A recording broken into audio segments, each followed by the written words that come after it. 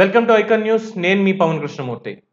నేను ఆంధ్రప్రదేశ్ ప్రభుత్వాన్ని సీరియస్గా అడుగుతున్నా, మీరు పని చేస్తున్నారా ప్రభుత్వ యంత్రాంగానికి? ఎందుకంటే ముఖ్యమంత్రి చంద్రబాబు నాయుడు ఆయన రాష్ట్ర పరిస్థితికి సంబంధించి కేంద్ర పెద్దలతో సమావేశానికి వెళ్ళారు.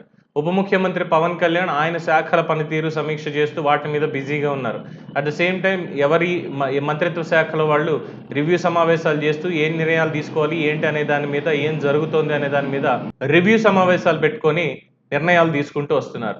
కీలకంగా పనిచేస్తున్నటువంటి అధికారులు వీళ్ళు అప్రమత్తంగా ఉన్నారా లేదా అన్న ప్రశ్న ఇక్కడ ఉదయిస్తోంది. ఎందుకు అనంటే గత 5 ఏళ్ల కాలంలో జరిగిన విధ్వంసం అంతా ఇంత కాదు. ఏ శాఖలో ఎంత అవినీతి జరిగింది, అక్రమాలు జరిగాయి, ఏం చేశారు, వీటన్నిటికీ సంబంధించి ఫైల్స్ సేఫ్గా ఉన్నాయా లేదా అన్న దాని మీద.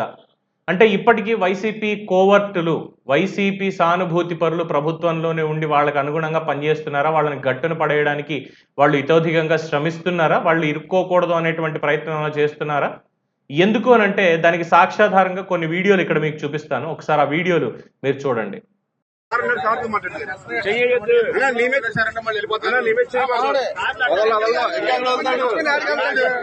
ఎవరిచ్చారు పొల్యూషన్ బోర్డు చైర్మన్ గా మా సార్ ఉంటాడు. ఎవరైనా సమీర్ శర్మ డ్రైవర్ నాగరాజు అంటే ఎవరు? ఆయన మారుతున్నారు.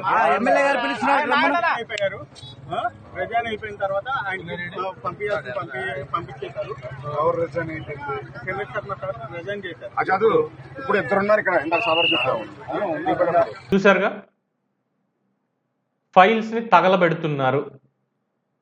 ఫైల్స్, హార్డ్ డిస్క్లు మొత్తం అన్నీ కూడా. సో సాక్ష్యాధారాలన్నీ కూడా బయటపడుతున్నాయి అనే దానికి వచ్చేసరికి ఇవి ఎవరికి దొరకకూడదు అని చెప్పి కాల్పించేస్తున్నారు. దీని వెనకాల పెద్దిరెడ్డి హస్తం ఉంది 100%. ఎందుకు అనంటే పొల్యూషన్ కంట్రోల్ బోర్డు కావచ్చు, లేదంటే ఏపీఎండిసికి సంబంధించినటువంటి దస్త్రాలు కావచ్చు. అక్కడ డ్రైవర్ నాగరాజు ఒక వెహికల్ నంబర్ కూడా ఇక్కడ స్పష్టం చెప్తున్నారు. ఒక ప్రభుత్వ వెహికల్ అనే చెప్తున్నారు. దాన్ని కూడా ఆ వెహికల్ నంబర్ వచ్చేసి AP16EF2596. ఈ కారులో బస్తాల కొద్ది డాక్యుమెంట్లు తెచ్చి తగలబెట్టి పారిపోయిన డ్రైవర్ నాగరాజు మరియు అవుట్ సోర్సింగ్ సిబ్బంది. ప్రభుత్వ వాహనం ఉన్న స్టిక్కర్, ప్రభుత్వ వాహనం అని స్టిక్కర్ ఉన్నటువంటి వెహికల్ అది. కారును గుర్తించి వెంటబడి పట్టుకున్న స్థానిక ప్రజలు. పొల్యూషన్ కంట్రోల్ బోర్డు మాజీ చైర్మన్ సమీర్ శర్మ ఆదేశాలతోటే ఇవి తగలబెట్టాము అని చెప్పి నాగరాజు స్టేట్మెంట్. ఏం చెప్పాలి? ఏపీసీఐడికి సంబంధించి అప్పట్లో చూసాం ఎలా తగలబెట్టించారు, ఏం చేశారని. పైగా దాన్ని కవర్ చేసుకున్నారు. అన్నీ కూడా మళ్ళీ హెరిటేజ్కి సంబంధించి కేసు ఏదైతే పెట్టారో వాటికి సంబంధించిన డాక్యుమెంట్స్ ఇవన్నీ కూడా ఉన్నాయి. ఇప్పుడు వచ్చేసి ఈ ఐఏఎస్ సమీర్ శర్మ గారు, ఈయన పొల్యూషన్ కంట్రోల్ బోర్డు చైర్మన్గా ఉన్నారు. ఇప్పుడు ఈయన చెప్పారు అంటున్నారు. మరి ఇప్పుడు నిజంగా ఇప్పుడు సమీర్ శర్మ నిజంగానే సమాధానం చెప్పాలి బయటకు వచ్చి. ఆధారాలన్నీ చెప్పడానికి మీరు ఏం చేస్తున్నారు, మీరు ఎంత తిన్నారు, ఎంత లంచం తీసుకున్నారు, దీనికి సంబంధించి మీ హస్తం ఎంత, మీ వాటాలు ఎన్నున్నాయి, ఇందులో ఎందుకు తగలబెట్టాల్సి వచ్చింది, దీంట్లో ఈ సాక్ష్యాధారాలు ఇవన్నీ కూడా ఎందుకని చెప్పి ఇవన్నీ డెమాలిష్ చేయడానికి ప్రయత్నాలు చేశారు.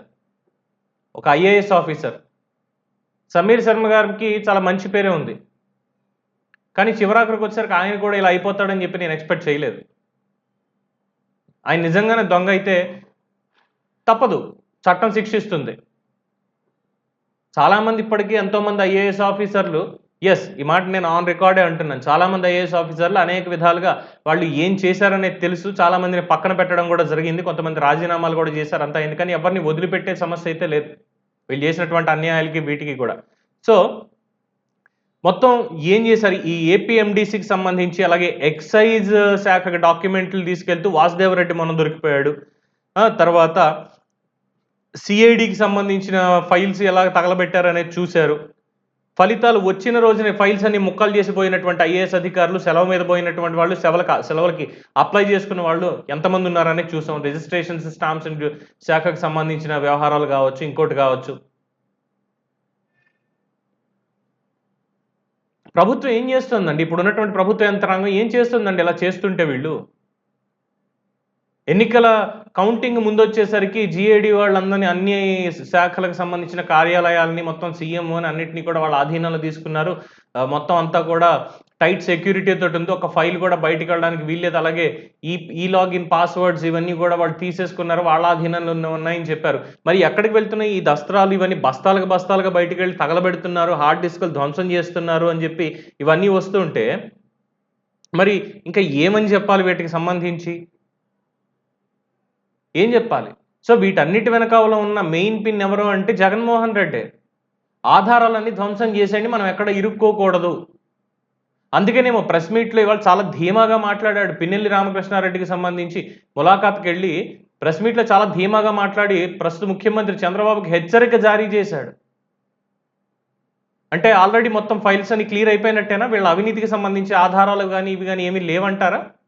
లేదు ఇంకా ప్రభుత్వంలో లంచాలు తీసుకుని వైఎస్ఆర్సీపీకి సానుభూతి పరులుగా పనిచేసేటువంటి వాళ్ళు ఉన్నారా? అలాంటి వాళ్ళు ఉంటే మాత్రం డెఫినెట్గా వాళ్ళందరినీ ఎరాడికేట్ చేయాల్సిందే. నేను ఒకటే అడుగుతా, ప్రభుత్వం గాజులు తొడుక్కు కూర్చుందా ఇవన్నీ జరుగుతుంటే?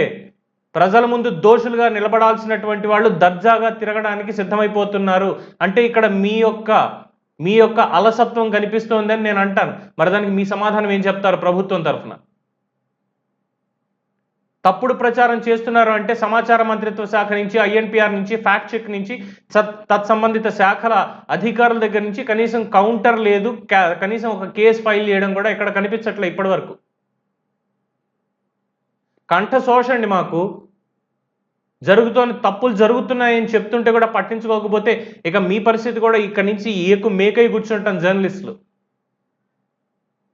ఏ ఒక్క దొంగ తప్పించుకున్నా సరే, ఎంతో మంది నిర్దోషులకి శిక్ష పడింది 5 ఏళ్లలో. కానీ ఇప్పుడు ఉన్నటువంటి వాళ్ళందరూ దొంగలే. వాళ్ళు ఆ దొంగలకి శిక్ష పడకపోతే మీరు ఫెయిల్యూర్. ప్రజలు మీకు ఇచ్చిన బాధ్యతని మీరు నెరవేర్చనట్టే, ఆదిలోనే ఫెయిల్ అయినట్టే. మీరు పని చేయడానికి ఇచ్చిన హామీలు నెరవేర్చడానికి నెల కాదు, 2 నెలలు కాదు, 3 నెలలు కాదు, 6 నెలలు తీసుకోండి.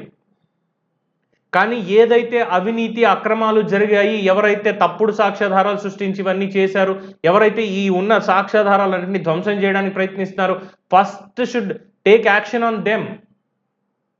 ఇవి తీసుకున్నంత కాలం మీరు ఫెయిల్యూర్ అనడంలో ఎటువంటి అతిశక్తి లేదు. మీకు 164 వస్తే వచ్చింది కాక. మరి దీని మీద ఏం చెప్తారు? ప్రభుత్వం దగ్గర నుంచి ఖచ్చితంగా నేనైతే సమాధానాన్ని ఎక్స్పెక్ట్ చేస్తున్నాను. ఇక ప్రజలు మీ అభిప్రాయాన్ని కామెంట్స్ రూపంలో తెలియజేయండి. చూస్తూనే ఉండండి ఐకాన్ న్యూస్. నేను మీ పవన్ కృష్ణమూర్తి.